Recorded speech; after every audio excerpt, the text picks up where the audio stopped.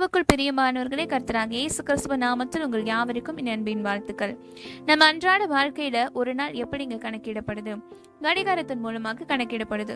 ஒரு நாள் என்பது 24 மணி நேரத்தை குறிக்கும். எனவே 24 மணி நேரமும் கடிகாரம் ஓடிக்கொண்டுதான் இருக்கிறது. நாம ஒரு இடத்துக்கு வெளியில சென்று வரணும்னா கூட ஒரு குறிப்பிட்ட நேரத்தை பார்த்து தான் போயிட்டு வரோம். இல்ல வெளியூர்களுக்கு நாம் பஸ்ல பயணம் செய்யணும்னா கூட ஒரு குறிப்பிட்ட நேரம் வரை நாம் காத்திருக்க வேண்டியதா இருக்கிறது.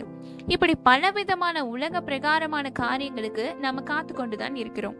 அப்படி காத்திருக்கும் பொழுது சில நேரங்கள்ல அந்த காத்திருப்பானது நமக்கு பிடித்தும் போகுது.